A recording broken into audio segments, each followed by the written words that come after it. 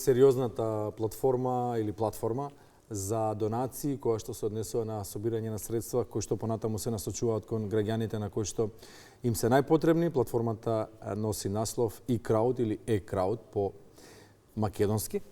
Да, e-crowd не е важно како ќе изговорите, важно е да ја отворите и да видите што се има на таа платформа. Многу пати сме ја споминале со доктор Бојан Трајковски, но еве можност и прилика да зборуваме само за платформата. Добро утро официјално. Добро утро, докторе. Што е e-crowd и која е главната мисија на оваа платформа? Пред се да нагласам дека e-crowd постои скоро 2 години, 2,5 години. Генерално зачетокот на e-crowd е малку поинаков од она што сега во моментов е актуализирано. Во принцип е сервис, односно платформа, онлайн платформа која што е креирана од Љупчо Петковски, кој што е всушност основоположник од нас тројца кои што сме актуелни во делот на e-crowd, иако во позадина работат многу повеќе луѓе. И како платформа, како што нагласив, постои 2,5 години, каде што во принцип генерално основната идеја беше и била да се вклучуваат различни типови на организации, невладини организации пред се, кои што ќе аплицираат своји проекти на самата платформа и тие проекти ќе бидат јавно достапни за граѓаните, да граѓаните ги поддржат од јавно добро, дали за млади, дали за повозрастни, дали за пожари, дали различен тип на потреби, кои што во принцип би можеле да бидат финансирани од страна на граѓаните, односно ние како луѓе да можеме самостојно да одредиме за каков тип на проект да помоглеме. Тука после година дена од постоење на e-crowd всушност се вклучуваме јас како доктор и доктор Ненад Лазаров, исто како дел од тој медицински почетен сегмент кој што го формиравме, односно e-crowd Medical како подорганизација на веќе постоечката e-crowd, односно на веќе постоечката платформа e-crowd, каде што всушност основната идеја беше да бидеме еден тип на македонски GoFundMe. GoFundMe е светски позната платформа каде што во принцип се исто така има различни типови на проекти, но најголем процент се всушност медицинските потреби. И гледано од терен, гледано од различни проекти што сме ги правеле наназад, пред се еве домашната посета, ќе спомнам како еден проект кој што е се уште присутен во нашата ординација во која што и работам, е нешто што генерално ни помогна да сватиме дека луѓето имаат навистина потреба од медицинска помош. Да, дел е онаа медицинска помош која што е примарна, која што е базична, која што во принцип можеш да им ја помогнеш самостојно без никакви посебни финансии. Меѓутоа, навистина е страшно каков тип на, би рекол, дури во одредени ситуации, банални проблеми не можеме да ги решиме во јавното здравство тука. Тука се низа на проблематики кои што би можел да ги набројувам, дали дел од здравствени власти, дали дел од наша небрежност, дали дел од ред други работи, но во принцип имаме многу ситуации каде што во принцип финансиската помош е повеќе од добре дојдена. И e-crowd како платформа токму тука ја најде својата улога. Свативме дека преку таков тип на проекти, каде што ние како e-crowd Medical и како пред се медицински борд од повеќе области ќе можеме да примаме различни тип на проекти, луѓето да аплицираат, а ние да ги одобриме или да ги трнеме на страна доколку нели немаат медицинска основа за истото. Како се раѓа идејата за создавање на платформата и две подпрашања под А и под Б. Прво, дали некој профитира од неа и под Б, дали е безбедна за финансиите кои што се слеваат таму? Во принцип, први што ќе нагласам дека е тотално непрофитабилна организација која што во принцип единствениот начин на нашето функционирање е тоа да ние генерално правиме трансфер на финансиите кои што вие, односно ние сите, ги донираме. Се до сега постоеле различни типови на јавно достапни донирања од типот на Facebook објави, од типот на Instagram објави, социјални медиуми, телевизии, каде што секогаш било телефонски бројчиња, одредени типови на физички трансакцијски сметки со што се соочивме на вистина со големи проблеми, тоа ќе го разговараме. И во принцип основната идеја беше да направиме еден систем, односно еден тип на платформа која што прво ќе биде транспарентна, второ ќе биде јавно достапна. И трето, сите вие ќе можете да видите што всушност се случува. Најпрост пример на транспарентноста е тоа дека со секое донирање, бројчаникот на секоја конкретно кампања која што е направена за одредено поедино лице се менува. Конкретно, ако има потреба од 1 милион денара, да речеме, и сме стигнале до 100.000 денара, ако донирате 100 денара во моментов, по самата донација, тие 100 денара се впишани на самата на самата страна. Има одредени минимални банкарски трошоци кои што секако Сакате да кажете дека си ги гледаме? Си ги гледате финансиите апсолутно во самиот момент на донирање. Како донирате? 100 денари, така тие 100 денари се упишуваат на самиот систем. Односно легнуваат на сметката, ние ги имаме точно имате анонимно не излегува име и презиме на нешто. Имате подоле ние ги имаме во систем конкретно луѓето кои што сакаат да бидат анонимни, сите имаат можност, имаат луѓе кои што и со име и презиме си стојат. Тоа се сепак информации кои што за кои што ние нели секако приватно мораме да ги заштитиме луѓето. Меѓутоа доколку некој инсистира да биде објавен дека е дал донација, ние немаме никаков проблем, што имало случаи претходно каде што се случувале големи донации, милионски суми, каде што сосема нормално ние сме инсистирале да објавиме затоа што сепак збориме за големи финансии кои што навистина значат многу. И во принцип основната идеја така беше функционира тој процес на донирање. Основната идеја беше токму тоа што го прашавте, да направиме еден тип на платформа која што прва ќе биде безбедна, втора ќе биде транспарентна и трета на вистина парите ќе завршат онаму каде што треба.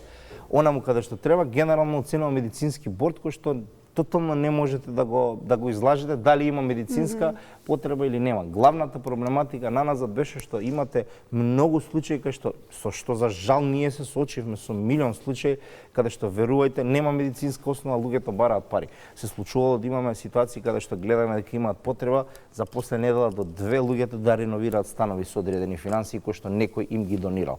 Така да тоа беше главната поента, да ние пробаме да направиме тука голема разлика и мислам дека за оваа година дена успеавме со над 100 и нешто проекти каде што реално направивме разлика и спасивме човечки животи, што е на крајот денот најбитно. Докторе, во ова време не време како што сакаме да го потенцираме и да го крстиме, што го тера човек да прави нешто што е непрофитно за да му помогне на друг човек? Па видете, мислам дека како народ сме многу емпатични, барем јас таков впечаток имам. Иако многу често гледаме дека имаме се повеќе и повеќе љубомора, се повеќе и повеќе завист, сепак кога станува збор за здравје, особено кога станува збор за здравје на деца, тоа морам да го потенцирам кога станува збор за здравје на деца, луѓето се сплотуваат, луѓето сакаат да помогнат и мислам дека тоа што секој од нас донира, до некаде прави да спортивната страна или конкретно вие донирате, јас не би дошол во една ситуација каде што ќе си речам чекај, ако може он, можам и јас. Сепак ние не сме сервис кој што бара стотици илјади евра да донирате, може од 100 денара до 6000 денара на самата страна, односно на самата платформа. Сите останати поголеми суми можете директно во организацијата, па ние потоа ги трансферираме до лицето.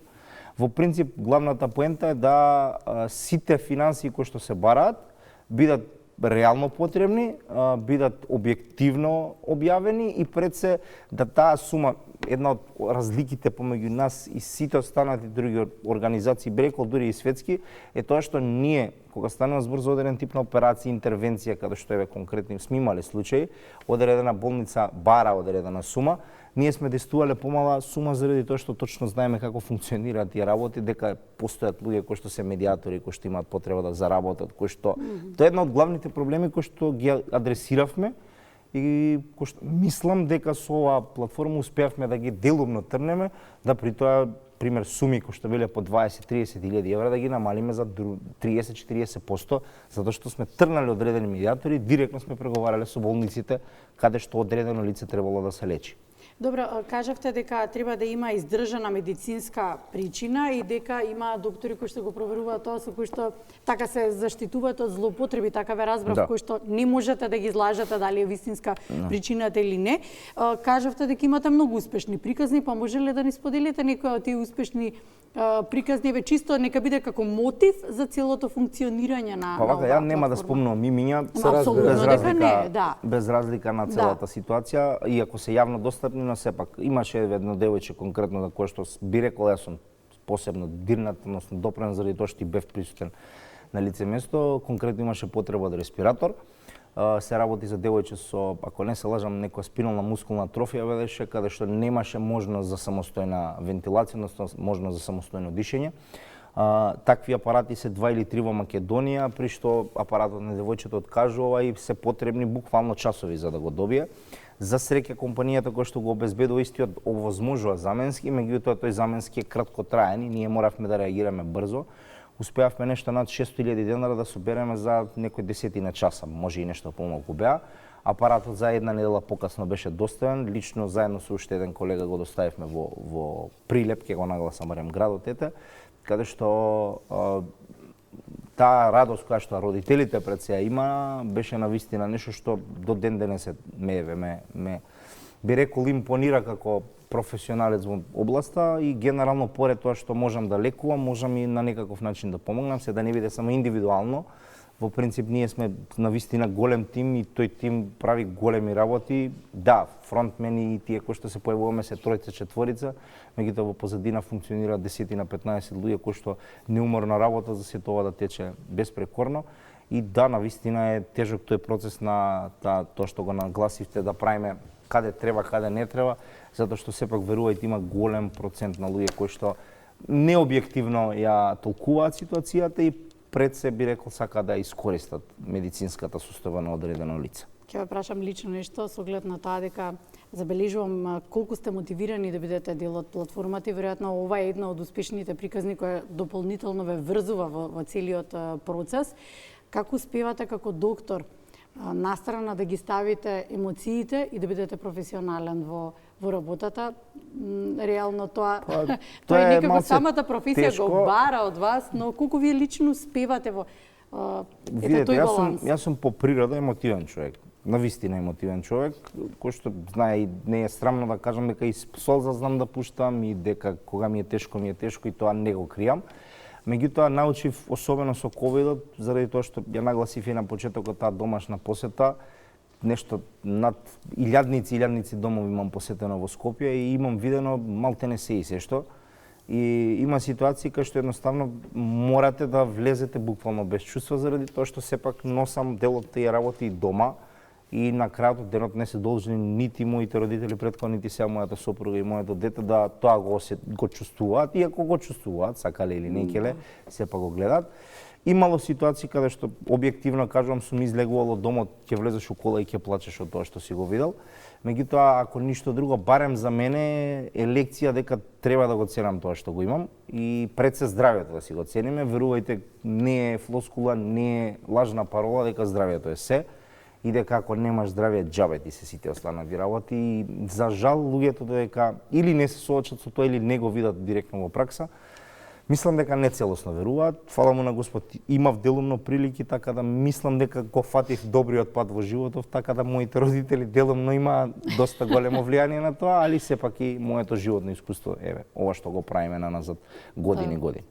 Ги чекаме и компањоните во оваа приказна да кажат збор-два и другите доктори ќе ги повикаме. Може уште еднаш да го завршиме разговорот со тоа дека платформата е наменета на која целна група на луѓе да биде ова како апел, значи, конкретно апел, eCrowd Medical или eCrowd како платформа е платформа која што е наменета за сите луѓе кои што имаат некаков тип на медицинска помош пред се, но секако и луѓе кои што имаат одреден тип на финансиска помош. Еве конкретно имам случаи на луѓе кои што имаат изгорени домови, луѓе кои што се соочија со одредени непогоди, каде што самите луѓе аплицираат директно на самата платформа. Ние како професионалци пред се медицинскиот сегмент ќе го нагласам како примарен, ги разгледуваме одреден тип на документација доколку нели ни ја овозможат истата и согласно тоа одредуваме каков тип на кампања ќе има. Таа кампања потоа се станува јавно достапна на нашиот eCrowd профил на Facebook пред си, таму веќе почнуваат фамозните споделувања, каде што луѓето преку посебен линк онлайн може преку својата картичка од 100 до 6000 денара да донираат, а сега поново и на телефонски број успеавме да обезбедиме 143999, каде што донираат на донацијски фонд кој што влегува во склоп на самиот eCrowd, а потоа ние тие финансии ги распределуваме согласно потребите, онаму каде што е навистина потребно, односно медицинскиот борд одлучува на кој случај му се потребни и колку е итноста на истиот. И само уште да го потенцираме можноста за соработка со меѓународниот фактор, дали ако е потребно некаде надвор да се замине, дали овие средства може да се уплатат, дали и таква соработка постои? Проблем. Нема ограничување? Не постојат никакви ограничувања. Нашата основна идеја е генерално да имаме безбедена, ајде да кажам, безбеден трансфер на финансиите од вас како донатори, затоа што е навистина многу тешко да во денешно време гарантирате некому дека парите што ги дава ќе бидат на сигурно место. Токму и тоа беше поентата, вие како донатори да бидете сигурни, да имате да ја смените перцепцијата, да имате сигурно место каде што ќе ги донирате вашите финансии, а не како што нагласи 100, 200, 300, 500 денара на рака, и при тоа да бидете сигурни дека тие пари ќе бидат уплатени и онаму каде што треба. Начините на уплата се секогаш генерално инсистираме да бидат директно на фактура во самите институции каде што луѓето се лекуваат, се со цел да нема што е можно помалку измами и да нема воопшто измами на крајот од денот. Ги чекаме компањоните со патниците во оваа приказна да ни кажат и тие збор 2. Обавезно. Да, ве разбираме, доктори сте, презафатени сте, меѓутоа наоѓате време. Ви благодараме на вас на приликата и би апелирал сите кои што имаат потреба, и Краут Медикал, и Краут МК, ќе не најдат на Facebook, може да ни пишат директно и да стапиме во контакт за се она што имаат медицински пред се потреба. Благодариме, тоа беше доктор Бојан Трајковски.